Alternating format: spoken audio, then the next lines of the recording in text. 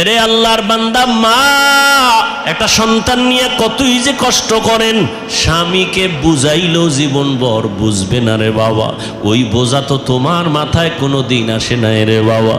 আম্মা জান ঘুমাইতে গেছেন, হঠাৎ বেদনা শুরু, ঘুম নাই, সারাটা রাত কান্নায় চলে গেল। খানার প্লেট নিয়ে বসছেন, খেতে পারে নাই, ব্যথা শুরু হয়ে গেছে। সারা দিন আম্মাজান কান্না করে কাটাইলেন।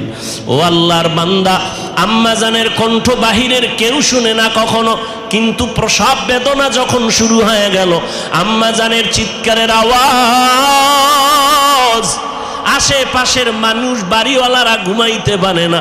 মহিলা ঘরের মধ্যে কখনো কণ্ঠের আওয়াজ শুনি নাই, কিন্তু এখন চিল্লায় কেন রাত্র 12টার ভোরে?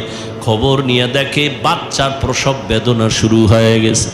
আম্মাজানের মনটা এতই যে দুর্বল, মনে হয় যেন মরিয়াই যাবে, এত চিৎকারের আওয়াজ। আমার দাদি, আমার নানি পাশে বসে আম্মাকে বুঝাইছে, থামাইতে পারে না। আম্মাজান এক পর্যায়ে নিরুপায় নিজের মনে করিয়া স্বামীকে ডাকছে, আমার বাবারে ডাকছে। আব্বাজানকে গোপনে ডাইকা আমার দাদি নানিরে কয়, চলে যাও, আমার স্বামীকে একটু কাছে আনো। আমার স্বামীকে কাছে আনলেন।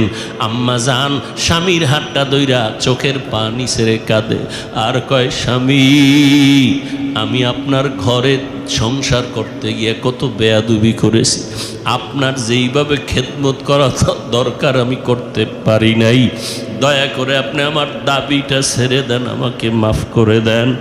আব্বাজান বলে, বিবি তুমি এমন কেন করো?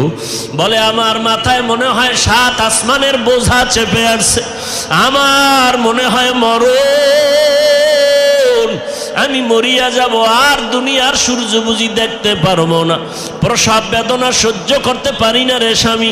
বাবা সান্ত্বনা দিয়া কয়, ধৈর্য ধারণ করো, আমি আল্লাহর কাছে দোয়া করতেছি। দিনদার স্বামী গিয়া নামাজের মুসাল্লায় দাঁড়াইয়া একটা চিৎকার দিয়া কয়, রে মালিক, কুদরতের ক্ষমতা জাহের করে দাও। ও আল্লাহর বান্দারা, আমার মায়ার নবী এই মায়ের সম্মান বজায় রেখেছেন, কন্যাদের উপরে যেন জুলুম না হয়। ওই আরবের মুশরিক বেঈমানেরা ঘুরে আর কয়, মুহাম্মদের কপাল খারাপ, কারণ ওর ছেলে নাই, ওর আছে কন্যা, মরিয়া গেলে ওর ইজ্জত আর বংশকে রক্ষা করবে। নবীর মনে কষ্ট, আল্লাহ পাক সান্ত্বনা দিলেন, ইন্না আতাইনা কাল কাউসার, ও নবী আপনাকে কাউসার দান করছি, টেনশন নাই। নবী খুশি হইয়া জাতির সামনে চিল্লায় বলতে